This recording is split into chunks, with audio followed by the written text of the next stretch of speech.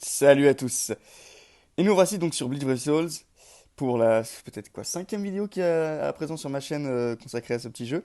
Alors cette fois-ci on va essayer de s'attarder un tout petit peu parce que je le fais un peu en retard d'ailleurs sur la nouvelle bannière qui est sortie, la bannière roman Can't Fear Your Own World qui est donc qui qui a été assez surprenante je dois dire parce que elle nous a sorti évidemment Senosuke, qui était l'un des personnages qu'on nous avait montré à travers certains croquis, donc qui semblait vraiment être l'un des personnages les plus, voilà, les plus probables à venir sous l'égide que Can't Fear Your Own World.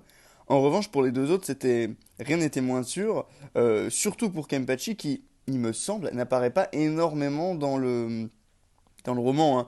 Le roman, j'en ai lu quelques traductions, quelques passages. Alors j'en ai lu j'ai lu le résumé entier, il me semble, hein. Après, il y a peut-être des chapitres qui n'ont pas encore été traduits.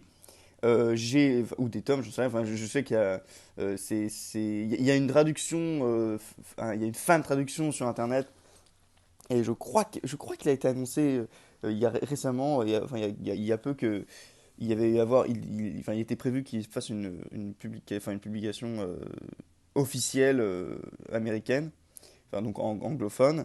Mais bon, voilà, pour l'instant, rien n'est moins sûr. En ce qui concerne Shunsui, puisqu'il se présente à nous là, euh, lui, on sait qu'il est présent dans l'œuvre, on sait qu'il est présent dans le récit. Il a un rôle relativement important puisqu'il est donc en tant que capitaine commandant, mais aussi en tant que capitaine commandant à sa façon d'ailleurs, hein, c'est-à-dire que c'est tout sauf celui qui vénérait, hein, Yamamoto. En vrai, il est certes comme un fils pour Yamamoto, mais par contre, il fait tout à l'envers, tout contrairement, enfin tout vraiment de manière très très différente, très opposée à Yamamoto. C'est un mec qui est beaucoup moins axé sur la tradition. C'est quelqu'un qui a beaucoup moins peur du changement et qui parfois peut faire des choses qui peuvent sembler être très risquées, mais voilà, c'est un commandant très très différent de Yamamoto, qui lui était peut-être un peu guindé, un petit peu, un petit peu plus, oui, un peu plus conservateur, quoi, on va dire. Et ça, on peut le voir dès l'arc de la Soul Society, hein, pour Shunsui. On sait, et quand on apprend qu'il devient un nouveau capitaine commandant, en vérité, ça veut dire beaucoup de choses pour le monde de Bleach et pour son évolution. Alors, en ce qui concerne ces personnages, alors, dans l'histoire, bah, Shinosuke Yamada, je me rappelle plus exactement, ça fait longtemps, je sais qu'il est un petit peu inquiétant dans l'histoire, je le trouvais assez inquiétant, ce personnage. Je m'attendais à quelqu'un de gentil. Vous savez, en plus, on le connaît bien ce personnage, hein, on l'a vu il était l'ancien lieutenant. En fait, on le voit dans le... On le voit en tant que lieutenant, on le voit je crois dans l'image... c'est dans le bootleg ou c'est dans quel databook qu'on voit la Soul Society il y a très longtemps avec la maman de Iba qui était la lieutenant de je sais plus quelle division. On les voit tous, toute l'équipe avant, toute l'équipe du passé. Et il est là en tant que lieutenant de je sais plus quelle division. Euh, je voudrais pas dire de bêtises, mais enfin bref, donc Yamada, enfin Senosuke, un personnage qui n'a pas beaucoup finalement de technique propre, euh, mais c'est pas une mauvaise chose parce que ça lui permet d'incarner un personnage Kido, un Kido slash Kaido. On verra ensuite pour le gameplay. Pour les deux autres, on retrouve un petit peu plus de choses voilà, communes, hein, qu'on connaît de ces personnages. La seule chose étant ils ont quand même quelques petits points qu'il faut noter graphiquement ou au niveau du gameplay qui sont un petit peu nouvelles. Euh, mais dans l'ensemble, voilà, c'est des personnages quand même relativement inédits pour des personnages du roman. Je m'attendais à Senosuke, mais il est quand même relativement nouveau, quoi. C'est un personnage qui est assez unique. Et pour les deux autres, on a quand même donc un Kenpachi en forme Shikai, pour le coup, True Shikai Kenpachi, si on peut dire, hein, sa vraie forme. Et puis on a, alors vous savez que moi je suis amateur de ce genre de détails, on a un Shunsui qui est encore différent, puisque cette fois-ci il a le chapeau, le manteau, mais il a le bandeau sur l'œil, voilà. C'est un combo qu'on n'avait toujours pas, on a le Kenpachi, on a le Shunsui, pardon, sans manteau, sans cache-œil, sans chapeau. On a le Shunsui avec chapeau et avec manteau. On a le Shunsui avec chapeau et manteau du passé et la moustache. On a le Shunsui avec le manteau mais sans chapeau et le cache-œil avec celui enfin, Bankai, tout simplement. Peut-être le seul combo qu'on n'a pas encore, c'est avec le manteau, sans chapeau et sans cache-œil. Ça, on n'a peut-être pas encore. Ouais, ben voilà, c'est un truc à voir. En l'occurrence, voilà, je crois qu'il n'y a pas deux Shunsui qui sont identiques. Peut-être si le orange et le vert, du coup, le tag team. Enfin, voilà. Alors, on va pouvoir peut-être procéder à l'analyse des stats et des skills. Même si, comme vous savez, aujourd'hui, les stats, c'est pas vraiment si intéressant que ça de s'y attarder parce que, franchement, c'est du pareil au même, hein. En l'occurrence, c'est une attaque assez haute, même si on a vu plus haut. Il y a tout, il y a quasiment que ça à dire, donc ce sera pas un personnage PVP, visiblement. Son killer ne va pas dans ce sens. Ça, on verra ensuite pour son attaque spéciale, on verra après. En ce qui concerne ses skills, il est de ces personnages qui, voilà, balance du très très lourd en termes de dégâts purs. Comme vous pouvez le voir, 40% bruiser couplé à du fleuri, c'est quasiment insensé en fait. C'est-à-dire que je comprends pas pourquoi ils font. Maintenant, ça y est, qu'elle a, elle a vendu ils ont vendu leur âme au diable, hein, ça y est, c'est fini. Ils font dans la spécialisation à l'outrance. C'est-à-dire que aujourd'hui, ce personnage-là, t'as pas d'autre façon de le jouer que attaque puissante. C'est pas le attaque puissante renforcée. C'est pas le berserker à 50% qui va nous faire changer la vie, franchement. Euh, et donc vous avez un personnage qui a ici également équilibre et résistance à la paralysie. Donc c'est un grand personnage qui va être difficilement arrêtable. Il va être très bon en auto, bien sûr. Et voilà, c'est à peu près tout ce qu'il faut dire sur ce perso. On verra ensuite sur le gameplay, c'est peut-être là que c'est plus intéressant. En l'occurrence, il a également potion de Link, vitesse plus 5. Alors, euh, c'est c'est intéressant. C'est intéressant. Je dirais que c'est peut-être ça tombe peut-être pas à point nommé ce truc-là. Je l'aurais peut-être attendu un petit peu plus tôt. Ce genre de sous-trait, ce genre de skill, quoi. Je crois que la première c'était Rukia qui l'avait, Rukia, la Rukia technique, si je dis pas de bêtises. Voilà, ce genre de skill intervient un petit peu tard parce qu'aujourd'hui on a les potions x5.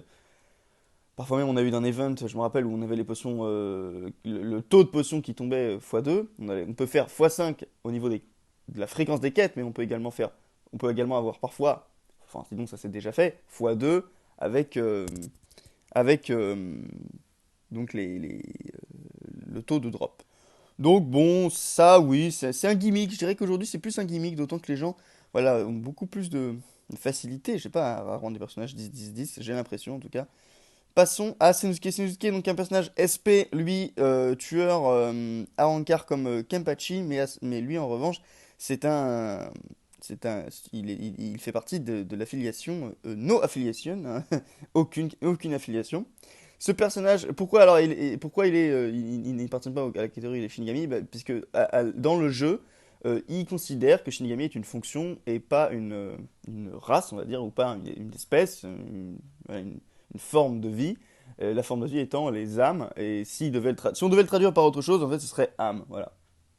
C'est pour ça que vous retrouvez Kukaku, qui est une âme, que vous pouvez retrouver, comment il s'appelle, le méchant dans Memories of Nobody, pardonnez-moi, j'ai oublié son nom, comme la plupart des gens.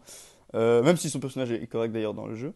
Euh, donc voilà, on a des no affiliation characters qui sont en fait plutôt des âmes parce que c'est pas des Shinigami qui font partie du Gotei, qui font partie des 13 divisions. Voilà, ça se discute. Il y a des gens qui vont dire non, mais un Shinigami, c'est une âme mettons, est capable. Mettons, parce que c'est vrai, une âme qui est capable d'utiliser du Kido, c'est que techniquement, elle a un certain niveau de maîtrise de pression spirituelle. Et donc, elle pourrait potentiellement l'insérer dans un pacto. Donc, bon. Après, vous voyez, hein, c'est comme ça que je le vois en tout cas. Pour le coup, donc lui, c'est un personnage qui a le combo 40-40 parce qu'il a une attaque puissante qui va avoir un cooldown, un temps de rechargement à 40 secondes. Bon, c'est facile à retenir, hein. Je sais pas si c'est exactement 40 secondes puisque lui il a temps de recharge, mais du coup voilà, c'est à peu près dans ces eaux-là. Donc comme vous le savez, et on le voit avec Shunsui, hein, deux fois c'est pas 40-40, c'est 20-20, hein. Quand je parle de ça, c'est en gros ce que vous avez en termes de skill, hein, attaque normale renforcée, attaque puissance renforcée, donc ils vont avoir un combo à 40-40, là comme vous pouvez le voir. Et quand même Avoc à 20%, parce que Avoc à 40%, ce serait un peu énorme. C'est déjà tombé dans le jeu, hein, pour des personnages très très vieux avec des attaques puissantes très très réduites. Mais il y a eu, je crois, le plus gros qui avait des attaques puissantes assez larges, c'était le Ukitake Orange qui avait un Avoc à 30%. Il me semble, si je dis pas de bêtises, hein, donc c'est énorme, hein, vraiment. Et j'attends vraiment que ce personnage se soit ressuscité, même si, comme il a bombardement, malheureusement, il aura pas Frenzy, ça on le sait. Alors, il a attaque renforcée attaque spéciale renforcée à 60%. Je crois que ça on l'avait déjà vu pour ce genre de combo 40-40, 40-40-60, c'est toujours plus 20 en fait. Et il a Guard Break. Guard Break sur des personnages SP, vous savez à quel point ça peut être controversé. Moi je pense que c'est toujours utile. En l'occurrence, c'est vrai qu'on attend plus sur un personnage NAD, mais sur un personnage NAD, sur un personnage attaque, le problème c'est que ça va être beaucoup plus. En fait, ça va faire de ce personnage un quelqu'un de beaucoup plus exceptionnel. D'un seul coup, Guard Break devient beaucoup trop puissant sur un personnage attaque normal. Et peut-être que du coup, Calab se réserve, hein, voilà, quelques réserves et préfère conserver ce genre de, de combo, hein, attaque plus card break, à des personnages véritablement qui méritent vraiment. Peut-être qu'ils n'ont pas jugé que ce Kenpachi Shikai roman était méritant, que c'était légitime de lui donner. Soin étendu sur une attaque puissante qui va combiner, on va le voir après, shield et heal. On a déjà eu ça avec Orihime, c'est quelque chose. Alors, bien sûr, c'est quelque chose également de controversé, qui ne fait pas l'unanimité, ce genre d'attaque très longue, à des temps de rechargement très longs. Mais comme vous, là, maintenant, quand t'as. En fait, c'est en termes de value et de payoff, je dirais. Pardon pour ces putains d'anglicismes de merde, mais en gros, c'est un peu ça. C'est-à-dire que combien vous donnez pour ce que vous avez. Là, tu vas donner 30 secondes d'attente pour quel type de récompense? Tu vas avoir un heal et un bouclier. Je trouve que c'est toujours utile. Le boost est peut-être plus utile en vrai aujourd'hui parce que les gens sont capables de quand même de pas se faire toucher. Mais c'est vrai que le heal, alors surtout là on parle d'un personnage PvE, donc le heal plus le bouclier, bah, peut-être en auto c'est bien, faut voir. Le truc c'est que par exemple des personnages comme des boosters, healer boosters comme Sayonaporo, le bleu, bah, finalement, on se rend compte que c'était au niveau de l'IA, l'intelligence artificielle, elle comprend pas très bien comment utiliser intelligemment les deux séparément. Donc du coup, elle va utiliser toujours comme un heal et je crois jamais comme un boost. Donc évidemment, ça perd un peu de la valeur de l'un ou de l'autre. Pour ce qui est de ça, vu que c'est à peu près la même valeur en termes de bouclier et de heal, c'est de la protection, donc techniquement, pour moi, ça reste cohérent. On va passer à Kuraku, évidemment, mon petit bébé, mon favori, mon chouchou, dans cette bannière. Alors, je dois vous l'avouer, c'est probablement l'un des moins bons de la bannière. En fait, il est pas mauvais, mais il a quand même deux gros défauts qui, vous allez le voir. Même trois gros défauts qui sont quand même vraiment pas terribles. Alors, ce Kuraku, d'ailleurs, chose à noter, il est vraiment le tueur, je dirais, entre guillemets, hein, pas vraiment, non, pas complètement, mais il est quand même construit autour de son duel avec Tokinada dans le roman, qu'on le voit, bah, qu'on peut voir même à travers un petit croquis. Euh, et on le voit d'ailleurs aussi, ce croquis est représenté dans ses attaques normales, pour ceux qui connaissent, alors, pour ceux qui l'ont repéré. Alors voilà, encore une fois, des stats assez monumentales, hein, comme d'habitude. On n'atteint pas les 800, mais c'est tout comme. Tueur, aucune affiliation. Et c'est là où ça commence à pêcher, mais c'est là également où il y a le petit clin d'œil à son combat contre Tokinda, qui est lui-même une âme, hein, qui n'est pas un Shinigami. Même s'il a un Zanpakuto, cherchez l'erreur, enfin, si je dis pas de bêtises, hein, c'est pas un Shinigami, si je dis pas de bêtises. Non, non. J'irai vérifier juste après. Bon, d'ailleurs, je peux tout à fait le faire tout de suite. C'est pas un problème. On va voir ça. Je n'ai pas Tokinada, je suis obligé d'aller dans l'album. Tokinadouf. Voilà.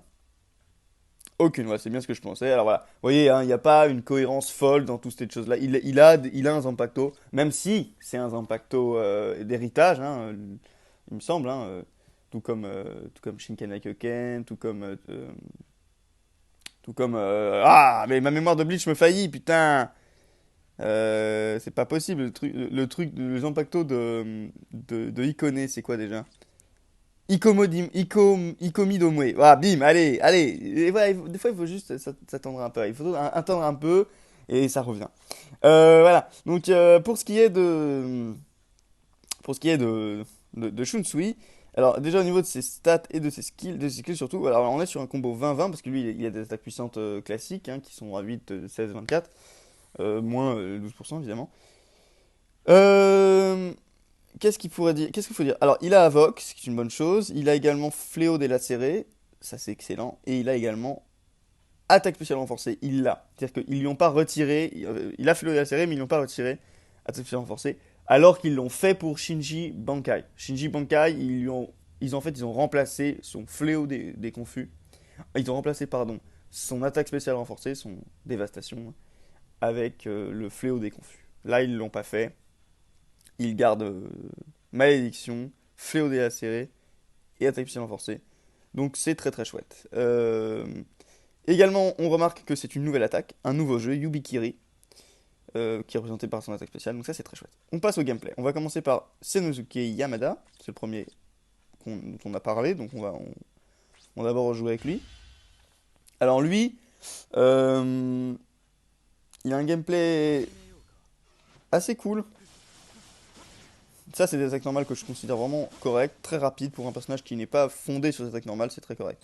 Attaque puissante numéro 1, je vais aller vite, hein, parce que voilà, c'est ça ce qu'on pourrait lui reprocher, c'est que c'est une attaque projectile, donc bon voilà, c'est peut-être pas le meilleur truc du monde. Après, si vous arrivez à la placer, franchement, c'est pas la mort. Aujourd'hui, les attaques comme ça, donc, il a Avoc, hein, si vous voulez, donc il va quand même choper du monde, hein. Bon, ça c'est très beau. Et pour une fois, une attaque heal protect, là, ça va être autre chose qu'une attaque de AOE circulaire autour de votre personnage. Ça va être cette fois-ci un vortex, un vortex push, je sais pas comment le dire, enfin c'est une espèce de tac, c'est plus un magnète, enfin c'est ça, c'est une attaque magnète en fait. Comme vous pouvez le voir, un tac, un magnète push, voilà, avec... alors là, on a une espèce de Kido chelou, je connais pas le nom, pour le coup, alors là... Pour le coup, malheureusement, mes connaissances me font défaut. Là, je crois que c'est peut-être un truc peut-être décrit dans le roman, mais là, je sais pas. Et attaque puissante numéro 3. Bim. Bah, je sais pas ce que c'est. Ouais. Je sais pas ce que c'est. J'ai aucune idée de ce que c'est. Là, franchement, en fait, on est trop dans l'interprétation d'un personnage qui n'est même pas visuellement traité dans l'animé. Ses attaques, elles sont assez belles, je dois dire, hein, surtout au niveau de son bouclier, mais sinon, c'est tout. Au niveau de la capacité à faire du dégât et voilà, et avoir un intérêt sur le champ de bataille, ça c'est du full screen donc c'est toujours bon. Ça, je trouve que c'est peut-être un peu une perte de temps sur le rasoir de l'attaque, enfin la deuxième partie de l'attaque qui est une attaque rasoir. En revanche, après, enfin plus une attaque projectile, après une attaque en vague. Ce que vous avez, ce qui est pas mal, c'est que c'est devant lui, donc techniquement, et ça rassemble les ennemis, donc c'est intéressant pour l'auto, même si une attaque en AO est bien aussi pour l'auto, je dois dire. Ouais, c'est nouveau, c'est frais, c'est sympa, et franchement, le personnage, à mon avis, trouvera non pas chaussure à son pied, mais joueur, joueur à son pied. En ce qui concerne Kenpachi, on passe, on avance, hein, on avait également, d'ailleurs, j'ai oublié de le dire, mais Shitotsu Sansen hein, dans la deuxième partie de l'attaque, qui est le Bakudo numéro 30 ou 33, je sais plus. Alors, Kenpachi, déjà, on apprécie quand même de l'avoir en forme capitaine avec le Shihakusho et le Shikai et le, le, le cache-œil, donc ça c'est super. Déjà, ça c'est un truc un peu nouveau, vous voyez, vous jouez. C'est ce que j'ai reproché au Shinji Bankai finalement. Certes, le Shinji Bankai il a le gilet blanc à l'intérieur, il a la cravate qui ressort un peu. Ça, c'est des choses qu'on n'avait pas. Mais on n'avait pas l'épée avec la lame inversée, enfin le cercle inversé, c'est-à-dire à l'autre bout. Non pas au bout de la poignée, mais au bout de la lame. Comme c'était le cas, ouais, j'ai totalement. Euh, ça, c'est quelque chose que j'aurais aimé voir, en fait. Comme on peut le voir dans son image, comme on le voit dans l'artwork qui a été fait pour Shinji. Et comme on le voit aussi un peu un bref instant dans l'attaque spéciale, dans l'animation. Donc c'est dommage et c'est pas le cas pour Kenpachi qui lui est quand même visuellement différent. Vous jouez un Kenpachi, quand vous le voyez, tout de suite vous savez de quel on parle. Alors au niveau du gameplay, c'est noir et jaune, c'est assez stylé. J'aime beaucoup visuellement ce que ça donne. Après Kenpachi, il n'y a jamais vraiment d'attaque spéciale. Je veux dire là, bim, là, il envoie une vague d'énergie. Bon bah, si vous voulez quoi. Pareil là, il tape dans le sol, ça fait une explosion. Bon, il n'y a rien de plus y a rien de plus classique quoi. Pour le vortex, une chose à dire, c'est que ça faisait longtemps qu'on n'avait pas eu un personnage avec un vortex fixe, un vortex statique. Ça fait plaisir parce que je les trouve assez bons, moi, ces vortex, surtout pour un personnage de NAD. En fait, si vous êtes assez habile, vous pouvez emprisonner toute une vague d'ennemis en tournant autour d'elle, et ensuite vous êtes tranquille. En fait, vous n'avez pas à vous déplacer, vous risquez rien en fait. Le problème du vortex mobile, le vortex qui est autour de vous, là je parle pas du vortex rampant ou du vortex à distance, là je parle du vortex, le vortex qui est autour de vous, le vortex mobile. Le truc de ce vortex mobile, c'est il est un peu dangereux parce qu'en fait, à mesure que vous bougez, vous pouvez totalement libérer d'un seul coup quelqu'un et il pourra vous niquer d'un seul coup, tout de suite.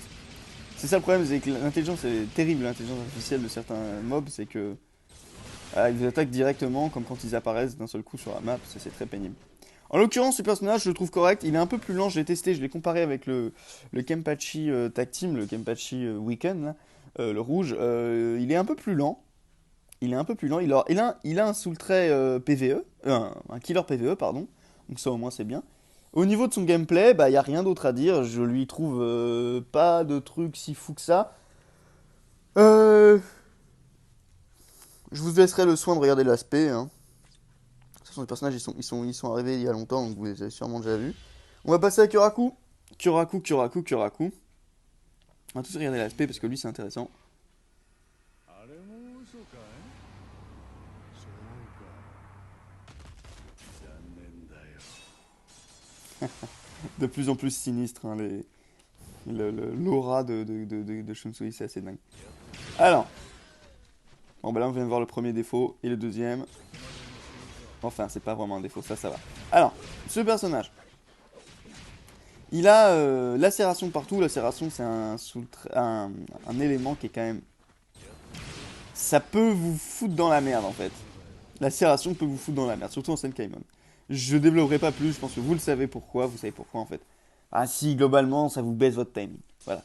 Ça vous surprend, ça peut être très surprenant. Mais bref, le personnage en lui-même, il est très beau. On reconnaît également beaucoup d'attaques venant du personnage, beaucoup d'attaques spécifiques. Et ça commence directement avec les attaques normales, regardez. Voilà. Le troisième combo, enfin le troisième coup de son combo, on le voit en fait disparaître dans les ombres et réapparaître. En fait, ça c'est vraiment pour moi un clin d'œil avec son combat contre Tokinada et le croquis qui a été fait de ce moment-là. Très joli également les pétales qui apparaissent au dernier moment, j'aime bien. Attaque puissante numéro 1. Bon, c'est Kageoni, voilà, hein, et puis il réapparaît d'un seul coup et ça fait des attaques en lame. Euh, Bim, voilà. En fait, le problème, c'est que cette attaque, elle est vraiment bipartite, hein. Elle est coupée en deux. Et il y a une partie de l'attaque qui va intervenir beaucoup plus tard. Vous cliquez, vous tapez sur l'attaque, et il y a quelque chose, il y a un dégât qui va se résoudre que bien plus tard. Regardez. Voilà. Et ça, c'est un peu un problème, en fait, parce que dans le feu de l'action, dans la hâte, vous allez souvent l'annuler, en fait. En esquivant, choses comme ça. Vous allez l'annuler. Et le problème, bah, c'est que quand vous annulez, vous perdez du dégât. Là, vous avez un vortex, ça représente Kageoni et Bushogoma évidemment, donc ça c'est cool. Moi j'accepte tous les vortex avec Shunsui parce que, bah honnêtement, putain, si lui il a pas de vortex, qui devrait avoir un vortex quoi? Je veux dire, c'est un personnage dans son combat contre Yamamoto, enfin je dirais Reiga, dans son combat contre Stark, il utilise des vortex, il utilise Bushogoma, donc en fait globalement ça lui va super bien. Là c'est un magnète un peu, hein, c'est plus un magnète, c'est dans l'instant. Mais ça représente bien le personnage, il rassemble les ennemis et il les frappe avec Agaoni, j'aime bien l'idée.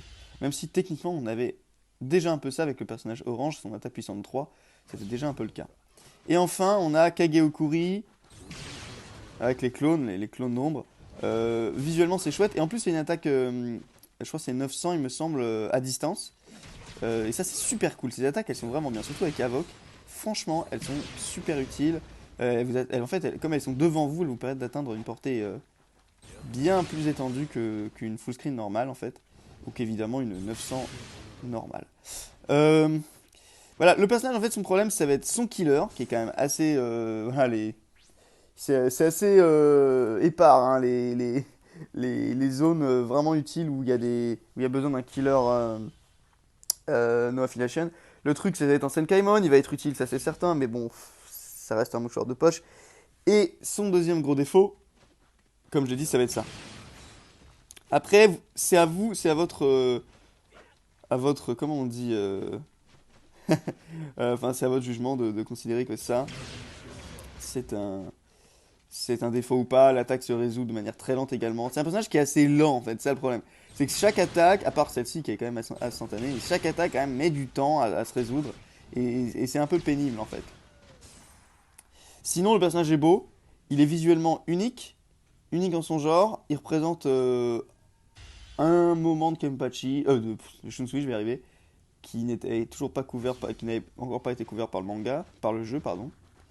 On a une attaque puissante, enfin on a un des jeux de Shunsui, non putain j'ai du mal, hein. On a un des jeux de Shunsui qui est révélé avec Yubikiri, donc à travers sa spé, et on a de belles nouveautés, là ça c'est chouette, hein, le truc en attaque normale, le vortex magnète là, plutôt cool, et réinterprétation de Kageokuri qu'on avait dans sa SA1 dans la façon Bankai, donc c'est plutôt bien.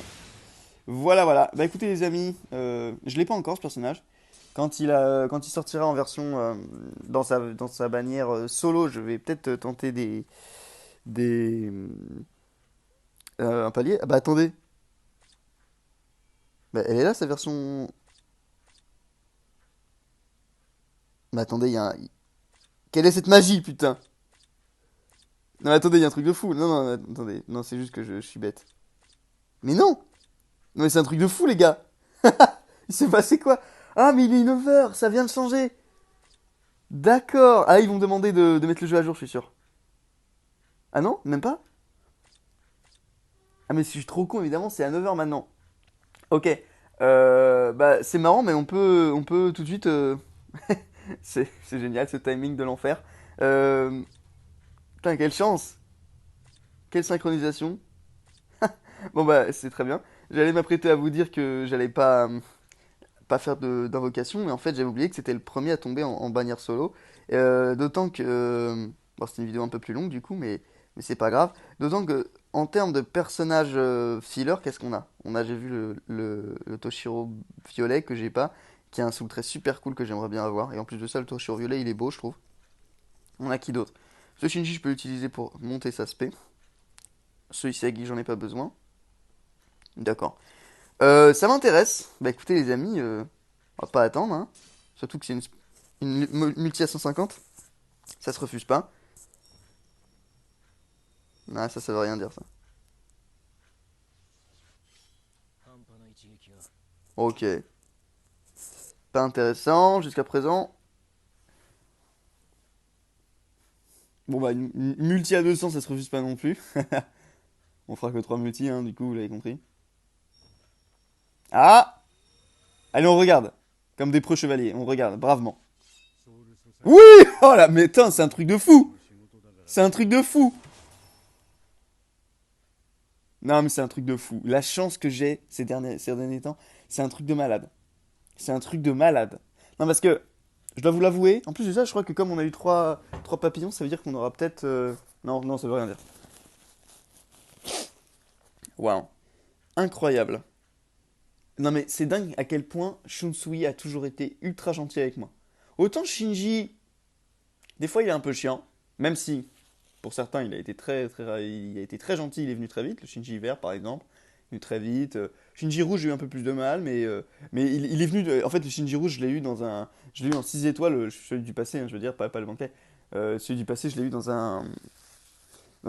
c'était le premier Choose 5 Star, je sais pas quoi, et vous aviez 5 personnages rouges, et sur tout l'ensemble de tous les personnages, il était dans les 5, c'était assez incroyable. J'ai pris une vidéo d'ailleurs de ça. Mais là, non, Shunsui, vraiment, j'ai jamais eu de mal à les choper. Franchement, le Bankai, je l'ai eu directement quand il est sorti. Le Shunsui du passé, je l'ai eu dans une bannière, enfin dans une multi avec le Ukitake, c'était dingue. Le Orange, je sais pas si j'ai eu du mal à l'avoir. Mais en tout cas, ouais, bah putain, waouh, incroyable. On va voir si on n'a pas un deuxième. Si on est greedy, on pourrait demander le Shinji bleu. わしを動かすの Ouais, は ouais. Bon. De toute façon, je m'en fiche là, j'ai pas besoin de. C'est largement payé. Très très bien, excellent. Waouh. Excellent, putain. Très content. Bah écoutez, voilà, hein, c'est bon, il y a tout. Je veux dire, qu'est-ce que je peux demander de plus dans ce jeu? Quel autre Shunsui ils vont faire? Je veux dire, là, on a vraiment couvert à peu près tous les Shunsui qu'on pouvait. Je vois pas. Après, des remakes, bien sûr, on peut en faire jusqu'à l'infini. Il y a une infinité de remakes possibles. Mais est-ce que c'est vraiment intéressant? Moi, en plus, je vous garantis pas que je vais tout. Là, lui, bien sûr, je vais tous les Shunsui, le cas échéant, je les foutrais 10-10-10.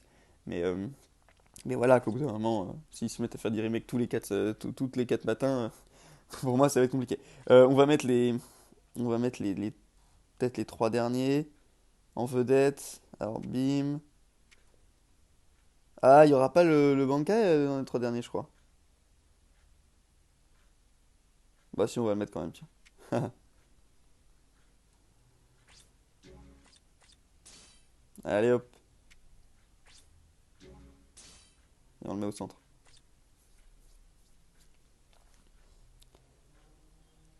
Voilà, chers amis, voilà, ils sont beaux, ils sont magnifiques. Surtout la version du passé, je trouve tellement de classe. Regardez d'ailleurs une petite chose avant de se quitter. Je suis à combien de jours de jeu? Tac, tac, tac. 1085 et je crois que 3 ans c'est 1095 si je me trompe pas. Donc voilà. Allez, le salut final. Les amis, à la prochaine. Si ça veut bien marcher cette merde. Les amis, à la prochaine. Bis.